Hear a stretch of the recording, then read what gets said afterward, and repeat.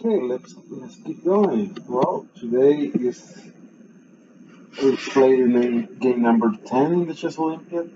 Uh, I had not the best time. I was really stomach sick, but fortunately it was a good game. I have managed to win it, and it's only one more day, so I'm pretty sure I will be able to manage. Uh, what else?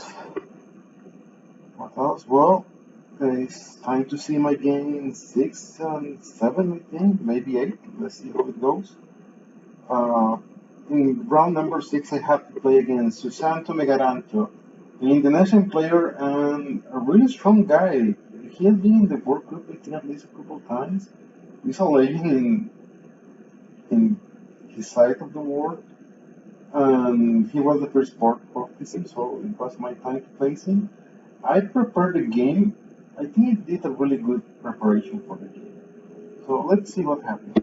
He, it was really hard to prepare against him at first because he played everything. Like I mean everything. The only thing where I could find he was always playing the same was against Knight f3, where he always plays this setup.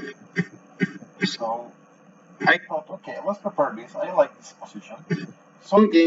In some games he played bishop g4 instead of bishop f5, but some of the ideas that I saw against both lines were similar. So okay, knight h4. This is my preparation. He could go for bishop g6. I analyzed this position a lot before the game. I got some really good ideas for white. He decided to go with bishop g4 here. And here I plan to play this. And after bishop e7, I had a couple of options here. One is to ignore the threat of taking on h4 and play. Let me think about it. Actually, I'm not sure now. I think play d4, knight c3. Oh, come on, I should remember this. It was just a couple days ago. I think e4 is the main move here, where I will get.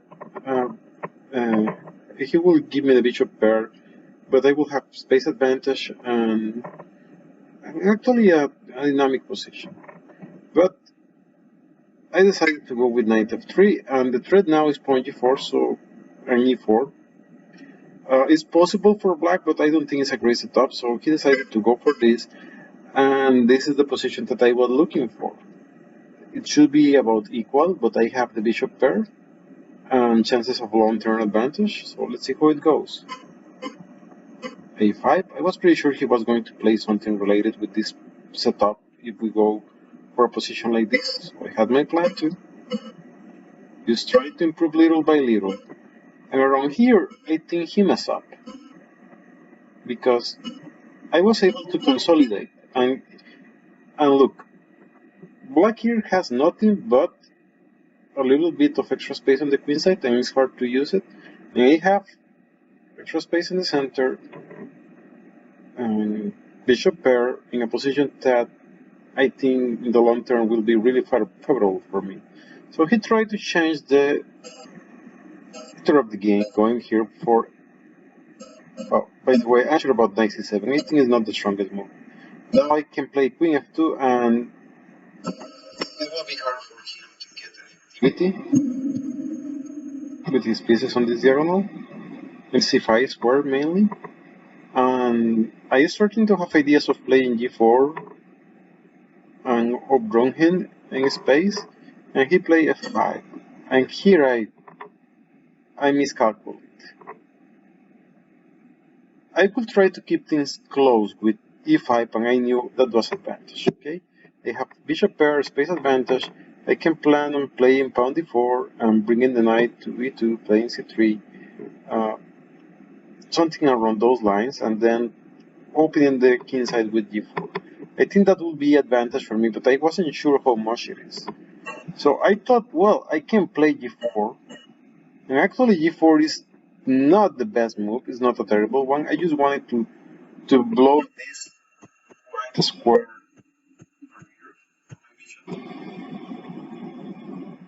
But he found a really strong continuation. One that I calculate, but actually I thought this was better for me, but no, it's not at all better for me. Good move. And this is something that I want you to notice that happens with really strong players. They just don't go and die thinking the position is worse. They always look for dynamic resources. So here in the game, I should have take with the pawn apparently. Pawn takes, and the position would be at least equal for white. But of course, it doesn't look clear. I wasn't sure about his ideas of playing bishop g5, knight f4. I thought it was safer in the moment to. It was what I did. Sorry. Oh, here, yeah, rook d1 was the move. I wasn't sure about that because he could play bishop b5, knight f4. So I thought this still should be okay for me. But here I make one mistakes. First, this move is terrible. I have to play queen g2. And after queen g2, if I manage to play bishop e2, I still will have an extra pawn. Remember, he sacrificed a pawn, so it's not for nothing. But I think he has enough compensation. But queen e2 is a mistake. Because here he had the chance to play knight c4, and then he played queen g3, that also is a mistake. Cannot remember here the exact move. We were, by this moment of the game, actually in a little bit of time trouble. Let me try to remember here. Which was the move here? Well, I'm pretty sure bishop f6 should be fine here for him, threatening something like knight a3.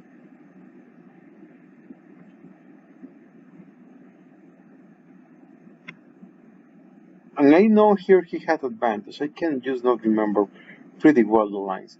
You have to excuse me, guys, but I am super tired and I am trying to do my best to remember what happened in the game and my thought process.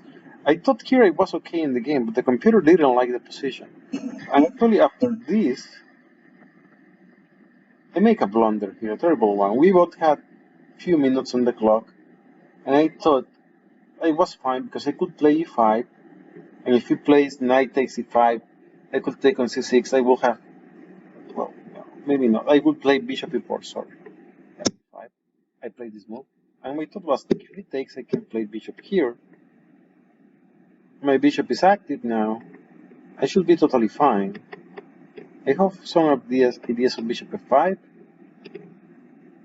I could not see much trouble here, but then immediately after I play it, I realized, oh, this is a stupid one.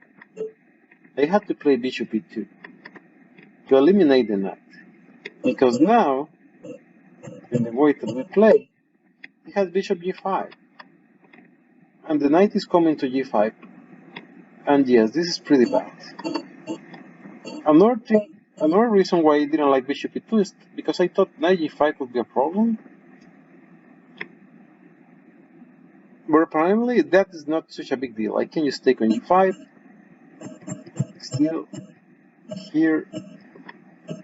Still here I should be fine, but I have to play bishop takes, looks terrible. And then king h2. And the computer says this is fine for white. And look, I look at this in the game, and all those ideas of knight e4, knight h3, knight f3, all of them were, I don't know, really scary. So with like a minute on the clock, I played rook f5 and I just threw away the game.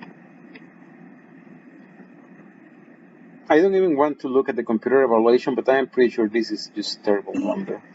He took knight f4, and now I am done. I did my best to hold this, but no, I am just lost here. I was.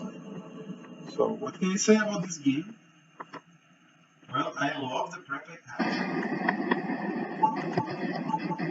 had. Definitely, I got a really great position, and if I certainly will have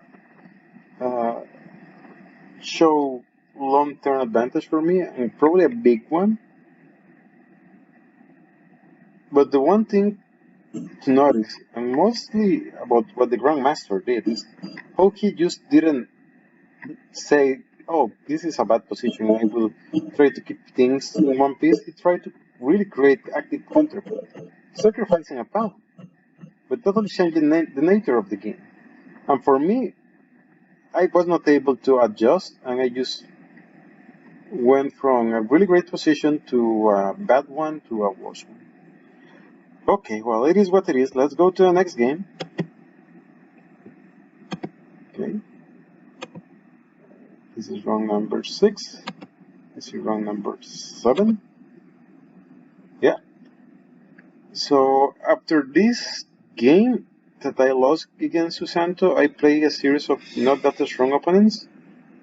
The strongest one actually was this one, and I managed to win 4 games in a row. So, well, it was good uh, from that point on. Now, against Musa, what I noticed is that he is a player that apparently uh, has a really solid repertoire, but he is not that fast with the clock. So there were good chances of him being in time trouble. And actually, it happened in the game. So I decided to go for this setup.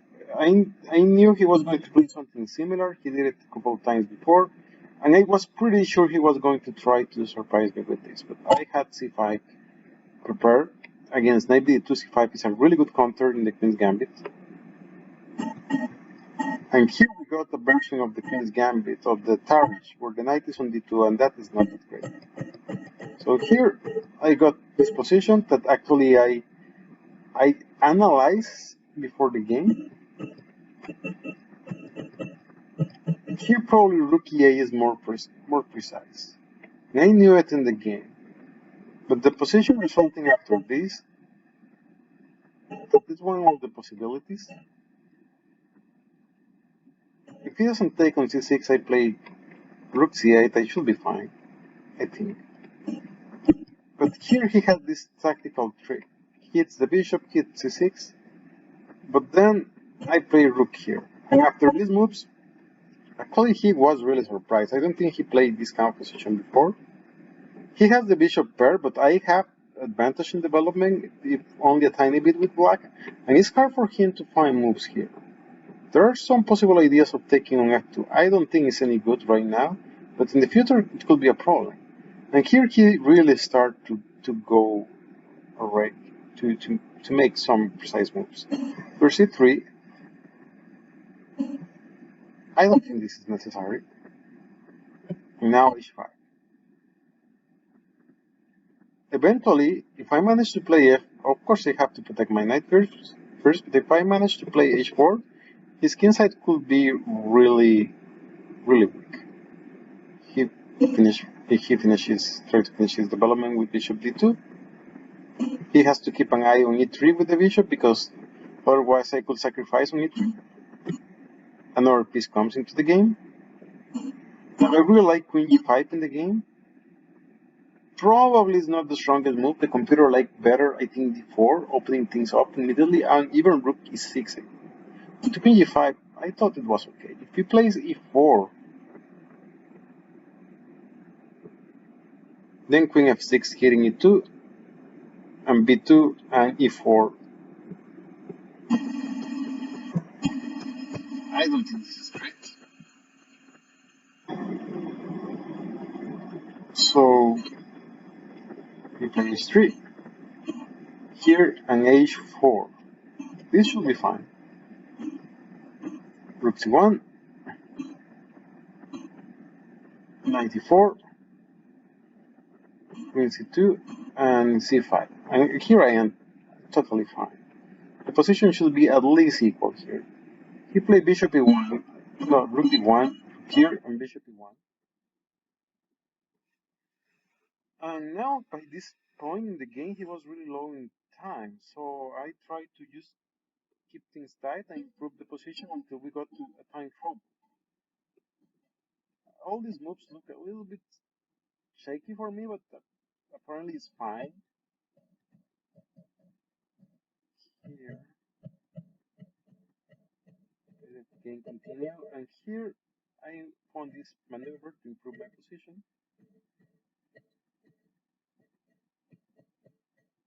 And here apparently d4 is, if not winning, close to winning.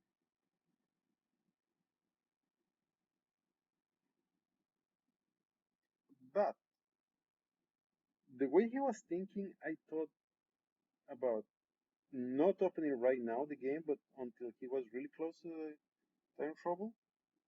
So I play here, improve the queen, double rooks. This look logical. And now after he played rook c2, here I calculate for a while because I found an idea. Like I found an idea, and it's d4 and this. If he doesn't take the tree, is winning.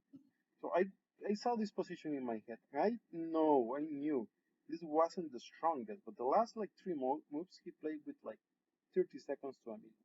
And I was pretty sure he was not going to find the right continuation after 94. Here actually he took on b6, but his time expired, and after taking he just lost. He can take with the pawn and 93 is coming. I will get the exchange, and his position is just falling apart. But actually he had a really good move here to save himself. King h3, only move. I saw that in my analysis. I think I am still better. So different color bishop, opposite color bishop position. I am probably playing f4 soon enough, and my bishop is way more active. So the pawn here actually does not matter right now. Computer thinks it's close to equal, maybe slightly better for white, but in practical game, so this is a hell for white. Anyway, it is what it is. He could not find the move, spent the rest of his time, and lost again this pawn. Okay, so that's a short one. Maybe the thing here to pay attention, but that is something that requires more skill, the time management. How I knew he was going to be in time trouble because of the way he was managing the time. So I just maneuver and wait until the critical moment to open things, and he will not have enough time to find solution. And I think it was a good prep. Actually, I am really happy with my preparation for the games. In all the games, I got good to great positions, other than the London that we saw in the last video. And even that line, I don't think is bad. I just didn't have the knowledge and the experience with it. But mostly, I got really good positions out of the in all my games. Okay, one more game. We have time. One more. Number 8. Number 8. Yeah, another victory. Player from Libya, 2000 something. I was right, and I decided to play this. And this game is embarrassing, guys, because actually I got lost out of the. Actually, this was not a good prep. I decided to go for this line. He didn't play it the best way, but still, this is fine for black. But then I played g3, kinda dubious here. Usually, yes, you want to play g3, knight h4, but here he can activate himself immediately with f5. I think he's just doing fine. And against this guy, I used to start playing fast. You can ask me why. I think I just didn't feel great. I wanted to leave early, and I have no excuse for that. I mean, it is embarrassing, and I have to say it. I don't know what I was thinking. Okay. Still, things are okay. Here I can play f3, and even if I didn't love my position, it was fine. But I was blitzing them. I played 94. And yeah, I thought, okay, here I just play rook e1. I am doing great. Slightly better position probably because they 5 pound. And then he played queen d2, and I noticed, oops, I am probably losing here. So I start thinking. I thought for around 15 minutes, and I knew I have to sacrifice a pawn. But how to do it? Queen e1, maybe is the safest option, but I decided to go for queen e3. Somehow, I had the hope that after queen takes, well, here, these things are terrible. I was going to play bishop a3 actually, and I was going to try to hold this. The position is just bad. Okay, nothing to say about it. This is just terrible. But here, I don't know what was he thinking, but he thought, okay, I will take and I will go for this. And I think it's one of the things that help of having higher ratings at the opening. People lose objectivity. He thought, here I will draw this. Like I will have my queen, his king is a little exposed. No way I ever losing this. And actually, he's still slightly better. But against a stronger guy, you should never do that. Here, okay, fit. Now,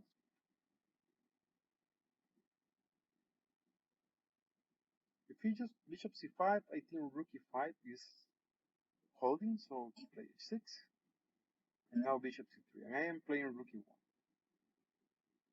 And here, I think he has to play still bishop c5. I think it was okay here, but he played d6, rook e1, and now we're in a technical position where actually I am at least equal. Now he wants to play pawn b5 here, and that is something I want you to remember. When you screw in the game, you have to forget about what happened and focus on what you have in front of you. So right now, I know what he wants to do. He has a clear idea. He's playing b5. My bishop on c3 is hanging, and he wants to create a pass pawn on the queen side. So it's not about, oh, how I'm going to win this. First, let's stop what he wants to do. He rerolled the bishop. h4, I think, is a fine move. 4, and now I fix the king side. So he has to be careful. If I manage to win the e5 pawn, his king could be in trouble. Around here, things are still equal, but he decided to sacrifice a pawn to simplify things. I don't think that was necessary. Eventually, I'm going to win the e5 pawn, but actually to win here will be really hard. This is not a blunder, but definitely make things easier for me. He managed to trade a lot of pawns, but now this endgame, I am the only one that can create trouble here, and actually, little by little, my position has improved, and now I have real serious winning chances. Here, I mean, I'm not going to comment on every single move. I know here I am better, maybe much better. Not sure if winning, but the one thing that I am really proud about is that, yes, I start the game like bullshit. I play terrible moves, but after something like move, uh, well, after hit trade queens, I'm pretty sure I did not make any more mistakes. Something really hard to do. Stop making stupid moves once you start doing it because you start thinking about that. And I play, and I was sure, like, if I make no more mistakes, he's going to lose this. Is what happened. Yeah, there are chances of draw, but I make a really good job calculating the lines. And if you pay attention to my pieces, I little by little improve my position without giving him chances of a perpetual check. Okay, this is maybe the last point, paying really serious attention. Here I had to make a decision. I was really low on time by this point, so I was worried about king b2, queen b6 being a draw, so I sacrificed the pawn in g4. But I was pretty sure here I was going to be able next to double rooks on the 7th file. This make it easier. He had an idea with queen a4 that I think it was the best move. I should be better, but this will be really difficult to win. But here he played this and then took here. And now I think he's done. He realized I am just playing rook c7. So try to trick me, but of course, just check and go back. And now there is nothing to do. Here, precise move, king e3, check. And again, here, just good precision. Nothing crazy or insane. Good move. I think only move. Now my king and my rooks are together. The king is good. This is just an easy victory. c4 to cover the d5 square, so no checks there. Here, here, Well, of course, I'm giving checkmate. He has to stop it. And now, let me see. Okay, those were my games 6, 7, 8. I hope you like them. 9, 10, 11 will be the next time. Tomorrow is the last day of the Olympiad. We have an early game. The last round usually runs around 3 p.m. here. Tomorrow is at 10 a.m. So that is going to be an adventure. We don't have time to prepare. Hopefully, uh, hopefully I will have a game where I can do well without preparing that much, and we'll see. Well, we won the last two matches, 18 4-0 after a disaster against Libya. With Libya, yeah, this match we lost 3-1. I think this one, but fortunately my teammates recovered after that, and they have been doing great. And we won the last two matches convincingly. And now, well, one more match tomorrow. If we win that match, we will do, I think, really well in the Olympiad. If we lose the match, it won't be a disaster, but I hope we win so I can say that it was a really good Olympiad as a team. Individually, not as happy as I could. I feel I could have done better, but well, eh, I have to focus on the next game. That's it, right? So I'll see you next time. Take care, and thank you for watching this video. I hope it helps you guys to improve. Okay, take care.